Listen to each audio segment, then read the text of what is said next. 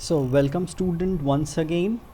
Business commercial knowledge के chapter 1 की हम बात करेंगे आज। और जैसे कि आपको पता है कि इसका ऑलरेडी एक लेक्चर सेशन आपके लिए अवेलेबल है। ठीक है, इस पूरे के पूरे कंटेंट को अगर मैं आपको थोड़ा सा याद दिलवा दूँ तो हमने 3 हिस्सों में बांटा था। पहला जो हिस्सा था वो डोमेन का था, दूसरा हिस्सा ह्यूमन एक्टिविटी का था और तीसरा हिस्सा हमारा फॉर्म्स ऑफ बिजनेस ऑर्गेनाइजेशन का था।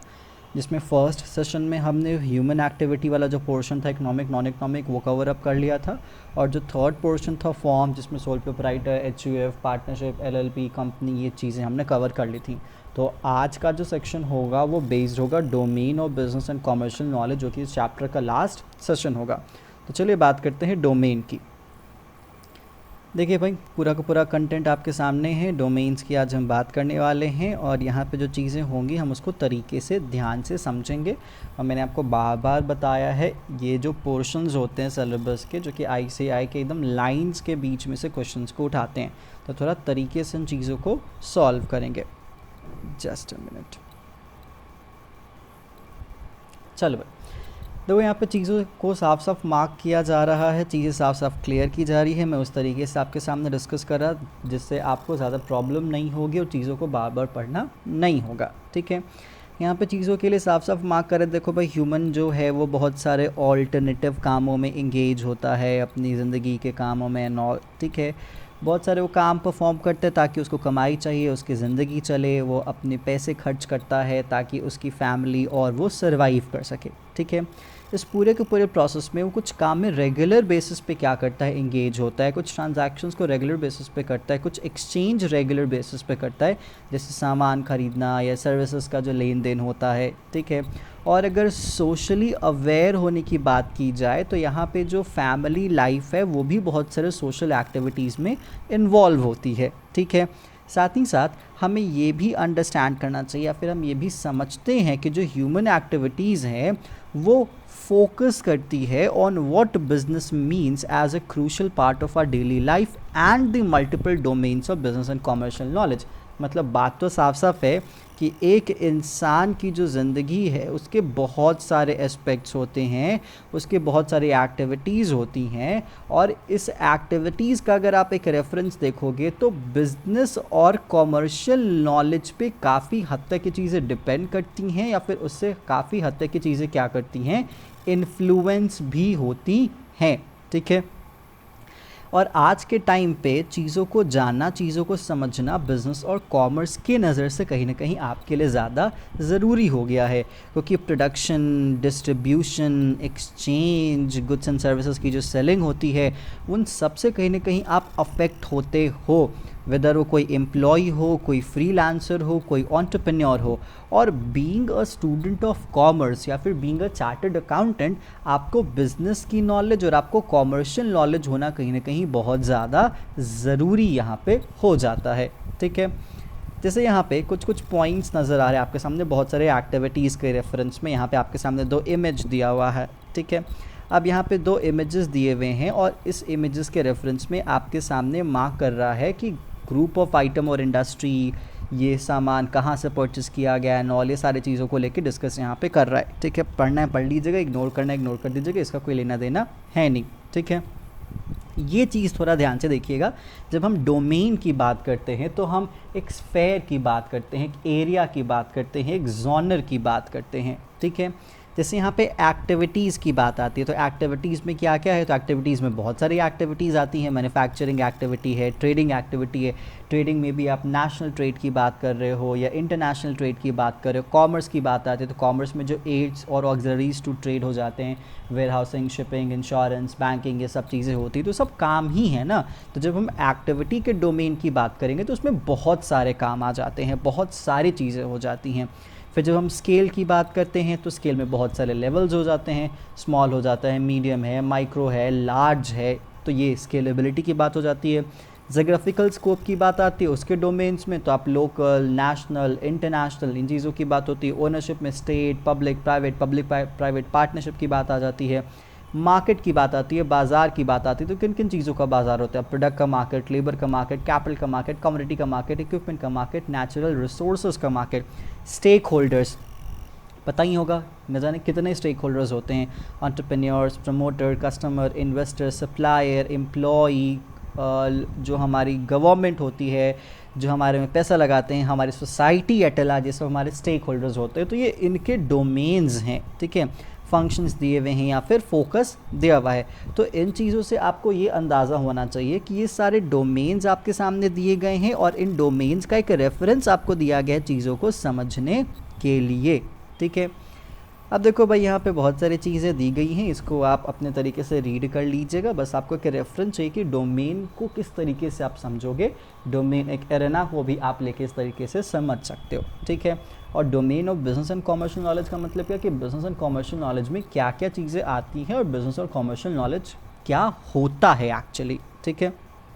देखो, अब यहाँ पे प्रॉपरली डोमेन को डिफाइन कर रहा है कि domain as a specified sphere of knowledge, एक एरिया, जैसे मैंने कहा था एक जॉनर की बात हो जाती है, ठीक है। डोमेन को यहाँ पे सिंपली टर्म में कहता है subject, following that the sphere of knowledge or subject about business and commerce is vast, illicit and ever evolving and expanding, ठीक है। तो देखो भाई, ये चीज़ें पॉइंट आपके सामने रखी गई हैं। अब हम ज़रा पॉइंट बाय पॉइंट देखते हैं। बिजनेस कॉमर्शियल नॉलेज के बेसिकली फीचर भी माने जाते हैं, ठीक है। पहला पॉइंट कहता है कि बिजनेस कॉमर्शियल नॉलेज भाई वास्ट है, ठीक है। वास्ट की अगर बात आती है तो आप यहाँ पे इसको वेगनेस से भी रिलेट कर सकते हो, मतलब जो इसका एरिया है वो बहुत ही ज़्यादा लार्ज है। जैसे हम अगर बिज़नेस के नॉलेज की बात करते हैं या कोई भी कॉमर्शियल नॉलेज की बात करते हैं तो कोई एक एक्टिविटी तो इसमें होता नहीं है। इसमें मैन्युफैक्चरिंग की भी बात होगी, इसमें प्रोडक्शन की भी बात होगी, इसमें प्रोक्योरमेंट की भी बात होगी, ट्रेडिंग की भी बात होगी, हर चीज़ की बात होगी। इसीलिए कहता है the universe of business is vast, ठीक है, जिसमें wide range of business activities को हम परफॉर्म करते हैं, जिसमें मैन्युफैक्चरिंग, ट्रेडिंग और जितनी भी सर्विसेज है सब आती हैं, ठीक है। जितनी भी हम सोच सकते हैं सारी की सारी यहाँ पे काउंट की जाएंगी और जो countless instances would come to mind, जैसे डोमेस्टिक ट्रेड की बात आती है या फिर रिटेल ट्रेड की बात आती है, door to door direct selling हो जाता है, स्ट्रीट वेंडर्स है, बेसिकली आपके सामने एग्जांपल्स दिए गए हैं कि कितने सारे टाइप की एक्टिविटीज़ हो सकती हैं। Thus, to know about retail trade, किसी न किसी को यहाँ पे उसके वेरियस फॉर्म को जानना पड़ेगा। मतलब if you actually want to know the retail trade, तो रिटेल ट्रेड के डेफिनेशन से काम नहीं चलेगा। रिटेल ट्रेड के कितने टाइप्स होते हैं, क्या क्या उसके मेरिट्स हैं, डीमेरिट्स हैं, आपको हर चीज़ जानना होगा। रिटेल इंडस्ट्री किस तरीके से काम करती है। जैसे यहाँ पे एग्जांपल के तौर पे कह रहा है, the neighbourhood retailers provide a variety of goods of daily needs, various brands of the same item in smaller quantities and a host of other services such as home delivery, weekly, monthly credit, ठीक है, etc. Malls provide very different kind of shopping experience and the online retailing provides 24/7 convenience. Note, we have just enumerated some of the benefits of the point of view of the customers. What about their services to the wholesalers? तो देखो भाई, अब यहाँ पे चीज़ों को ध्यान से समझना, ठीक है। ये कंटेंट था। अब ये कंटेंट कहता है कि भाई बिज़नेस कॉमर्शियल नॉलेज वास्ट होता है। आप एक एक्टिविटी को उठाओ, उस एक्टिविटी से रिलेवेंट आपको न जाने कितनी सारी एक्टिविटीज़ मिलेंगी, कोई एक एक्टिविटी नहीं होगा। रिटेल की बात करोगे तो रिटेल में वेरियस फॉर्म्स हैं, उन सभी के अपने अपने तरीके होते हैं काम करने के, ठीक है। आपके घर के पास वाला रिटेलर, मॉल वाला रिटेलर, ऑनलाइन वाला रिटेलर, ब्रांडेड स्टोर वाला रिटेलर, कोई यहाँ पर क्रेडिट देगा, कोई क्रेडिट नहीं देगा, कोई डिस्काउंट देगा, कोई डिस्काउंट नहीं देगा। तो इसलिए बिज़नेस कॉमर्शियल नॉलेज बहुत ही ज़्यादा वास्ट है। आप उसके एक एस्पेक्ट को उठाओगे तो उसमें बल्क ऑफ नॉलेज आपको मिलने लगती है, ठीक है, मिलती है। नेक्स्ट कहता है business commercial knowledge multi disciplinary है, ठीक है।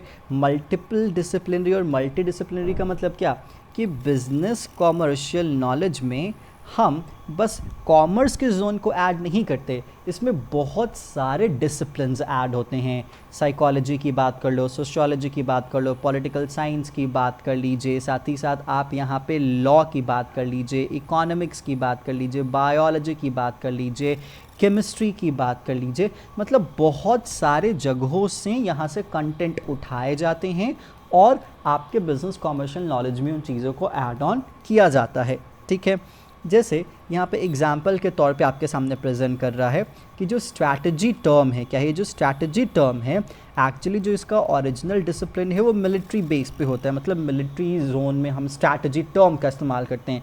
लेकिन आज के टाइम पे हम उसी स्ट्रैटेजी टर्म का इस्तेमाल बिजनेस की स्ट्रैटेजी के लिए भी करते हैं। कहते हैं ना कि भाई बिजनेस की स्ट्रैटेजी ये है, उसके बिजनेस की स्ट्रैटेजी ये है। तो ये कहाँ से उठ के आया है? मिलिट्री जोन से उठ के आया है। और उसका वही सेंस है, मतलब एक टारगेट को अचीव करने के लिए, जीतने के लिए कौन सी चीज़ों को कैसे प्लान करना पड़ेगा, this is what we call strategy. Strategy एक कॉम्प्रिहेंसिव प्लान है। Same in case of business, वहाँ पे भी स्ट्रैटेजी कॉम्प्रिहेंसिव प्लान होता है, बस अंतर होता है कि मिलिट्री में उनको जंग जीतना होता है, बिजनेस में हमारे को अपनी ऑब्जेक्टिव अचीव करनी होती है। That's it. मिलिट्री के केस में सामने वाले जो अपोनेंट होता है, सामने वाला दुश्मन होता है, उसको हराना होता है। बिजनेस के केस में अपने कॉम्पिटिटर्स को हराना होता है। That's it. नेक्स्ट फिर बात आती है लॉजिस्टिक टर्म। ठीक है, ये जो लॉजिस्टिक टर्म है ये भी मिलिट्री से उठाया गया। मिलिट्री के लॉजिस्टिक का मतलब क्या है? उनके आर्म्स, एमिनेशंस, जो उनके बुलेट्स हो जाते हैं, वो सब उनके लिए लॉजिस्टिक है। उनका खाना उनके लिए लॉजिस्टिक है। ठीक है, लेकिन अगर हम बिज़नेस की बात करते हैं तो बिज़नेस में लॉजिस्टिक का मतलब क्या है? बिज़नेस में लॉजिस्टिक का मतलब है कि मैन्युफैक्चरिंग पॉइंट से कंज्यूमर तक सामान कैसे कैसे जाएगा, ये लॉजिस्टिक्स हैंडल करते हैं। ठीक है, which means movement of final product और मूवमेंट ऑफ जो रॉ मटेरियल्स होते हैं वो फैक्ट्री तक, और फैक्ट्री से वो कस्टमर्स तक कैसे जाएंगे, जो पूरा जो ट्रांसपोर्टेशन सिस्टम होता है वो सब आपके यहाँ लॉजिस्टिक के तौर पे काउंट किया जाता है। ठीक है, तो ये भी बात हो गई एक तरीके से। उसके बाद बुल्स एंड बेयर की बात हो जाती है। देखो भाई, बुल और जो बेयर होता है वो साइकोलॉजी की बात करता है। बेसिक सा सेंस है, अगर आप देखोगे एक बुल कैसे मारता है और एक बेयर कैसे मारता है अपने अपोनेंट को, अगर आप उनके फाइट्स को देखोगे तो आपको समझ में आएगा।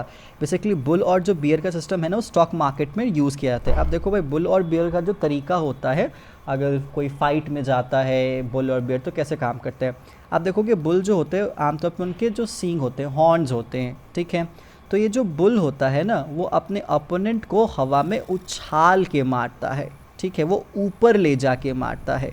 ठीक है, ताकि वो अपने सींगों से उसको मार सके। वो नीचे जाएगा और फिर अपने अपने अपोनेंट को ज़मीन में दबाएगा और ऊपर उछालने की कोशिश करेगा। ये बुल का कैरेक्टर है। किसका है? बुल का कैरेक्टर है, आप देखते होगे। ठीक है, लेकिन जो बियर का कैरेक्टर है वो ऐसा नहीं है।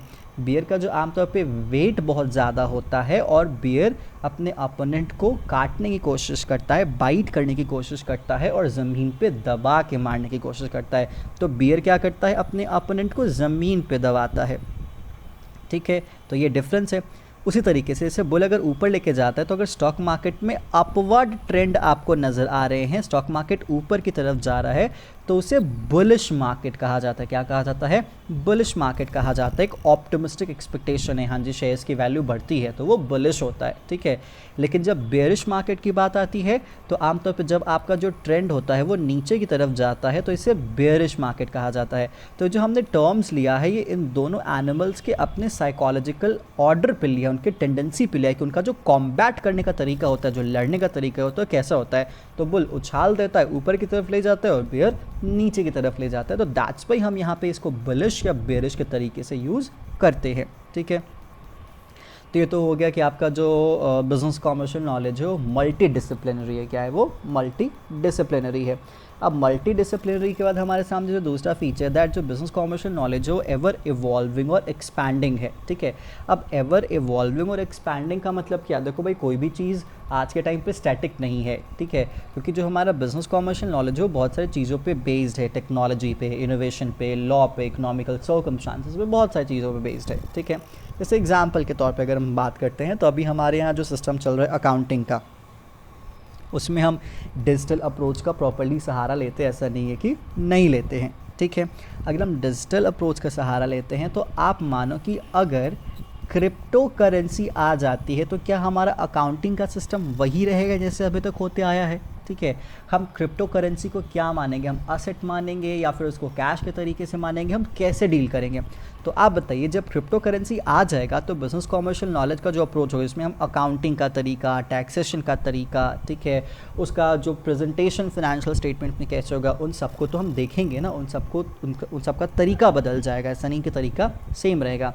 आप सोचो कि जब बिज़नेस में इंटरनेट का इन्फ्यूज़न नहीं हुआ था तो बिज़नेस का तरीका अलग था, बिज़नेस का अप्रोच अलग था, लेकिन आज के टाइम पे बिज़नेस में इंटरनेट इन्फ्यूज़ हो चुका है तो उसका तरीका क्या हो चुका है, अलग हो चुका है। तो इसलिए कहा जाता है कि बिज़नेस कॉमर्शियल नॉलेज है वो एवर इवॉल्विंग होता है, वो समय के साथ तैयार होते रहता है, बदलते रहता है और एक्सपैंड करते रहता है। ठीक है, तो ये पूरा का पूरा अप्रोच आपके सामने था बिज़नेस कॉमर्शियल नॉलेज के इवॉल्विंग और एक्सपैंडिंग होने का। बाकी आप इसको देखिए, कोई प्रॉब्लम है पूछिएगा। नेक्स्ट, अब सवाल है कि जो बिज़नेस कॉमर्शियल नॉलेज है वो क्यों चार्टर्ड अकाउंटेंट के लिए ज़रूरी है, बिज़नेस कॉमर्शियल नॉलेज का इन्फॉर्मेशन उन्हें क्यों ज़रूरी है, वो नॉलेज उनके पास हो ही हम ऐसा क्यों एक्सपेक्ट करें। सॉरी,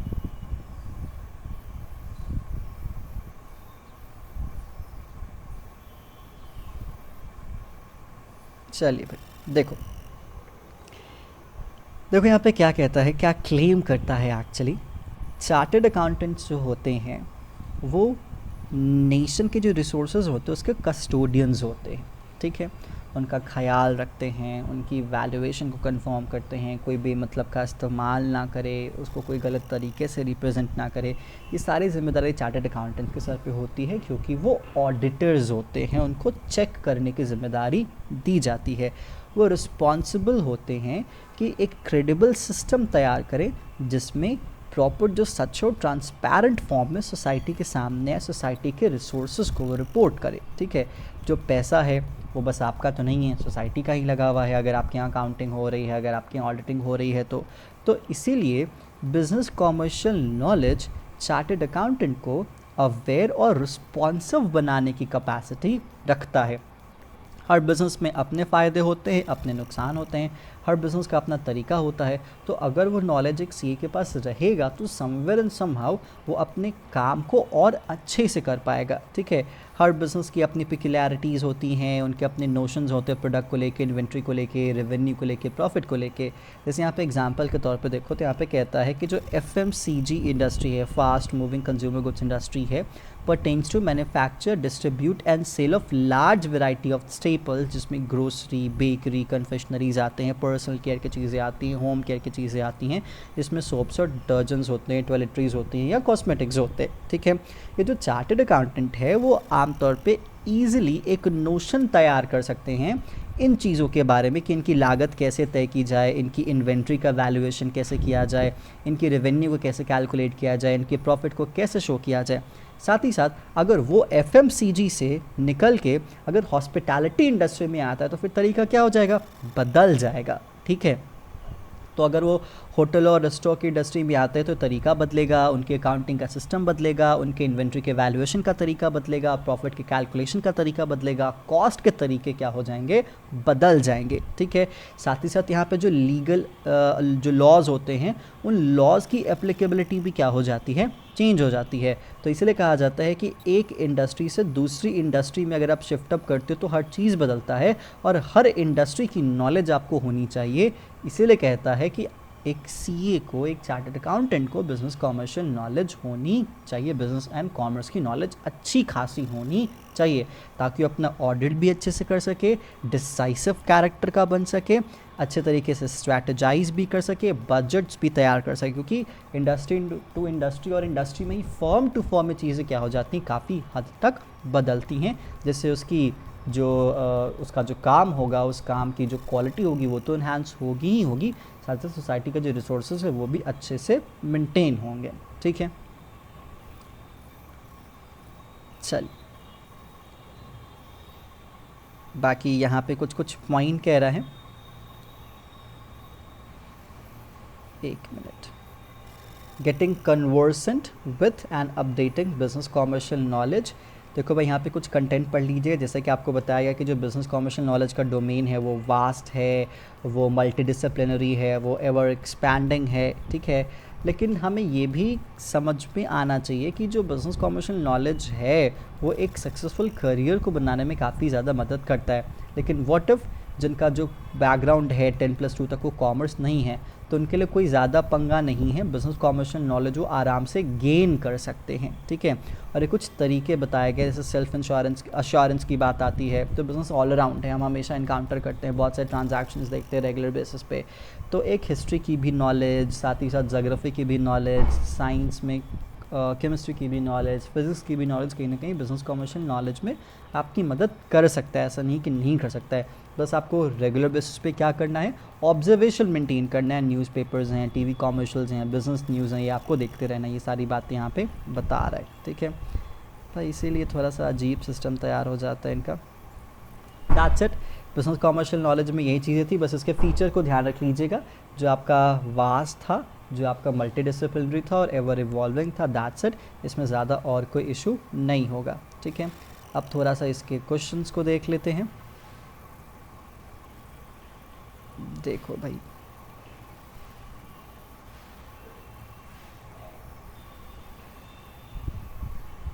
हाँ जी, अब हमारे को इसको मैच करना है।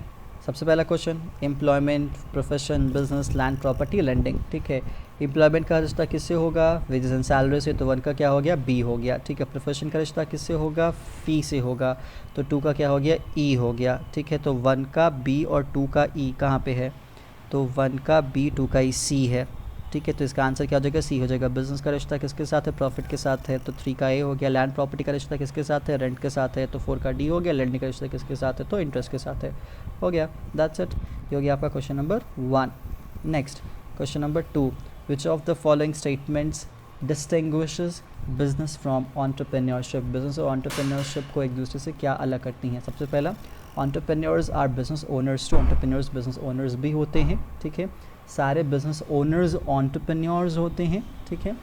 Entrepreneurs seek out new opportunities and pursue innovative business ideas, 2 का सी होगा, या फिर ए और बी दोनों होगा।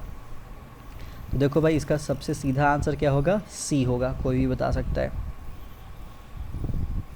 मे बी मुझसे भी गलती हो सकती है, तो इसलिए आप थोड़ा सा इसका एक रीचेक ज़रूर रखेंगे, ठीक है। थर्ड देख लेते हैं, विच of the following statement does not comprise business activities में से कौन सी चीज़ें बिजनेस एक्टिविटी में नहीं काउंट की जाएंगी। Sale of old furniture by household for a profit, a carpenter made furniture for its domestic use, steel furniture industry, domestic appliances industry. Simple चीज़ है, अगर एक कारपेंटर फर्नीचर अपने डोमेस्टिक यूज़ के लिए बनाता है तो बिजनेस एक्टिविटी नहीं है, ठीक है। दैट्स इट, 3 का बी।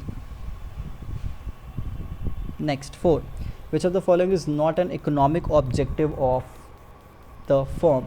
इसमें से कौन सा इकोनॉमिक ऑब्जेक्टिव फर्म का नहीं है, ठीक है। Sales, improvement in market share, profit and return on investment, and conservation of natural resources. भाई conservation of natural resources, because ये आपका सोशल ऑब्जेक्टिव हो सकता है, ठीक है। 5th देख लेते हैं, trading implies buying for the purpose of selling, ठीक है।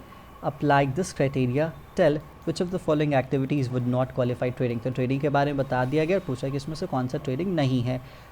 तो purchase of goods in bulk quantity from manufacturer and sell in smaller quantity to the retailer, भाई ये ट्रेडिंग है, ठीक है। Next, buying from the wholesaler and selling it to consumers, ये trading है। Buying from retailer for self consumption and purchase of raw material from supplier for further processing in the factory. तो इसका 5 का answer क्या हो जाएगा, सी, ये trading नहीं है, ठीक है। Next question number 6, which of the following occupations requires rendering of services based upon specialized knowledge and member of an accreditation and assessment body profession। Simple सी बात। क्वेश्चन नंबर 7 क्या कहता है, the occupation in which people work for other and get remuneration employment। Which of the following statement describes the best joint in the family business। कौन सा joint in the family business को best describe करता है। First, it is a form of business particular to and recognized as such in India, okay। Every family business is in fact a HF business। And third, in HF business there is a family involvement in business। And D, either A or C, ठीक है। इधर ए और सी ये दोनों हो सकता है, क्योंकि यहाँ पे बी नहीं होगा, क्योंकि हर फैमिली बिजनेस एचयूएफ नहीं होती। क्योंकि अगर कोई मुस्लिम्स हैं तो वो अगर फैमिली बिजनेस कर रहे हैं तो फिर वो एच की कैटेगरी में नहीं आएगा, तो इधर ए और सी हो सकता है।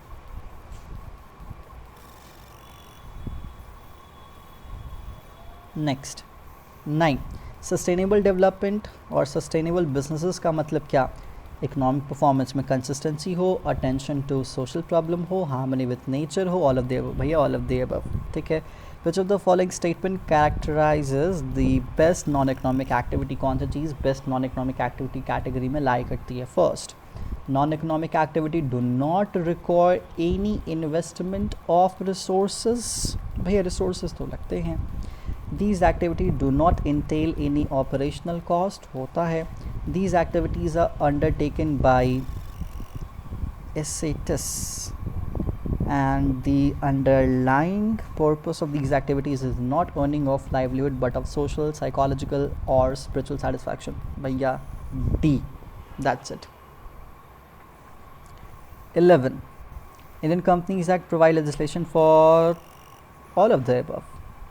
Find out the incorrect statement, ठीक है। इनकरेक्ट स्टेटमेंट कौन सा, कौन गलत है? Sole proprietor is a business unit, sole proprietor is a business unit having unlimited liability. हाँ जी, बिजनेस यूनिट है, अनलिमिटेड लायबिलिटी है इसका, ठीक है।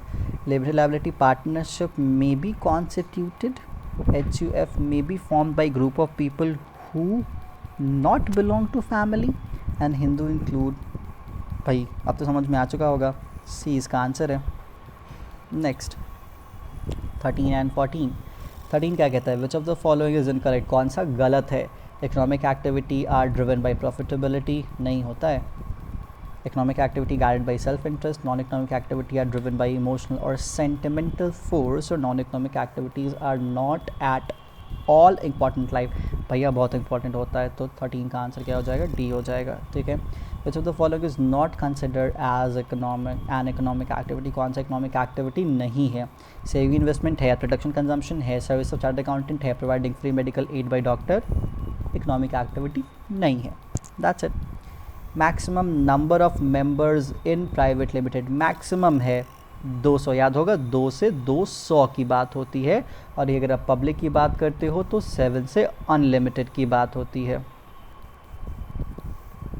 16, विच of the following is incorrect? कौन सा गलत है? प्राइवेट कंपनी में 2 से 200, पब्लिक कंपनी में 7 से अनलिमिटेड चाहिए। प्राइवेट कंपनी का शेयर स्टॉक एक्सचेंज में फ्रीली ट्रेडेबल है, और company 2013 provides that there may be constitution of 1% company. देखो भाई, प्राइवेट कंपनी स्टॉक मार्केट में जाती ही नहीं है, फ्रीली ट्रेडेबल नहीं है। पब्लिक कंपनी है freely tradable. Next 17, which of the following is incorrect in reference of partnership? Partnership में गलत है। कॉन्ट्रैक्चुअल ओनरशिप ऑफ बिजनेस होता है, लायबिलिटी ऑफ पार्टनर लिमिटेड होती है, one share capital, the contract and agreement forceable by laws called deed में registered by B. Liability unlimited होती है, लिमिटेड नहीं होती है। 18 to 21 में आपको ऑड वन फाइंड करना है, ठीक है। Partnership may be form to carry on trade, profession, occupation, social enterprise, तो ये ऑड वन है। There can be partnership between, partnership किसके बीच में हो सकती है? नेचुरल पर्सन के बीच में हो सकती है, पार्टनरशिप फॉर्म्स के बीच में हो सकती है, any combination of natural artificial persons या आर्टिफिशियल पर्सन्स।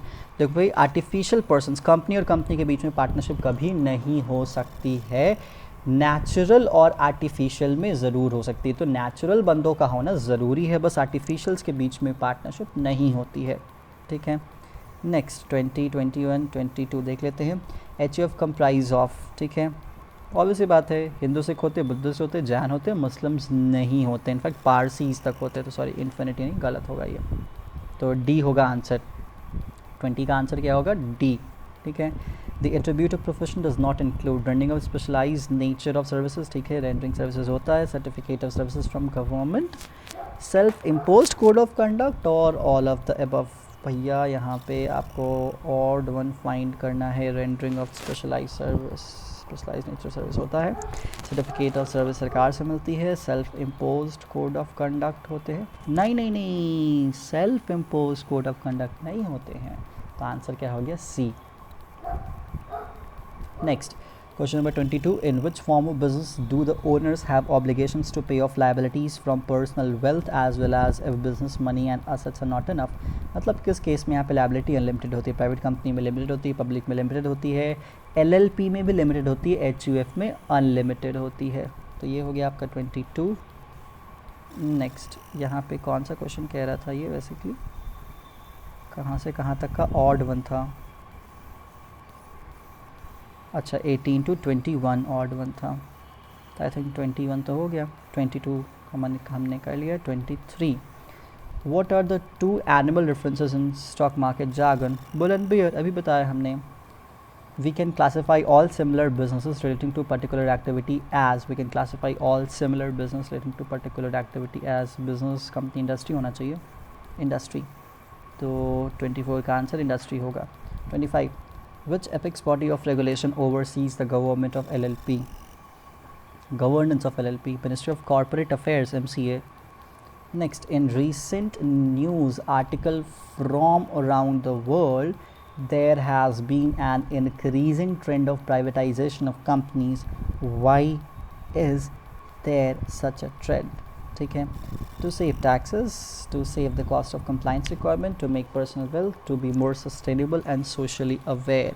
भाई to more sustainable और socially aware आंसर होगा 26 का. 27 कहते हैं which of the following is not a true about LP? true about LP क्या है? नहीं है, मतलब कौन सी चीज़ गलत है? LP में सेपरेट एंटिटी होती है, हाँ जी होती है. इनकॉर्पोरेशन नॉट मैंडेटरी है, मैंडेटरी है. डेजिग्नेटेड पार्टनर होते हैं. हाइब्रिड फॉर्म बिजनेस है. Not true, not true, which is false. B mandatory है. 28. Which of the following statements cannot be associated with business? कौन सी एक्टिविटी बिजनेस के साथ जुड़ी हुई नहीं है? Revenue and profits are core to every business है.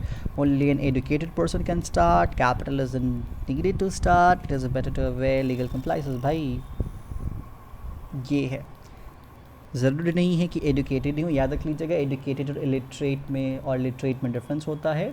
साक्षर और शिक्षित, साक्षर का मतलब लिटरेट और शिक्षित का मतलब एडुकेटेड. तो एडुकेटेड पर्सन ही बिजनेस स्टार्ट करे ऐसा कोई ज़रूरी नहीं है. 29. Dormant companies can be incorporated for which of the following purpose? Dormant company को क्यों बनाया जाता है? फ्यूचर प्रोजेक्ट्स के लिए, हाँ बनाया जाता है.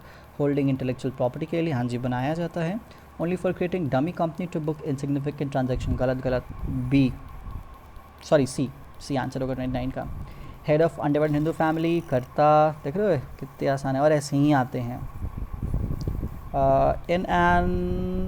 This is an in-basket enterprise. Put the serial numbers of activities given below into the basket labeled as economic and non-economic activity. ठीक है, तो इनको इकोनॉमिक और नॉन इकोनॉमिक एक्टिविटी में बाइफरकेट करना है. ठीक है, कर देते हैं भाई. Cooking of food by the homemaker, non economic. Dabbawala economic. Playing piano as a hobby, non economic. Pianist and brand, economic. Band not a brand, band. ठीक है. Music composer, economic. Elder sibling assisting the younger one, non economic. Private tuition, economic. Shopping, economic. Cycle repair shop, economic. Ice cream vendor, economic. Exercise in park, non economic. Fitness training, economic. Volunteering in an old age home, non economic. Employment in charitable organisation, भैया employment है, पैसा मिलेगा तो economic. Laundry shop, economic. That's it, हो गया answer. चलिए इसी के साथ बाय बाय. फिर कोई प्रॉब्लम होगा तो ज़रूर पूछेगा. फिर आपसे मिलेंगे जस्ट सेकंड चैप्टर के साथ जो कि बिजनेस एनवायरनमेंट पे बेस्ड है, जो कि मार्क्स के लिहाज से आपके लिए काफ़ी ज़्यादा इम्पॉर्टेंट है. तो इस क्लास में इतना ही. फिर आपके सामने नए चैप्टर के साथ हाज़िर होंगे. तब तक के लिए goodbye and be safe and stay tuned. Bye bye.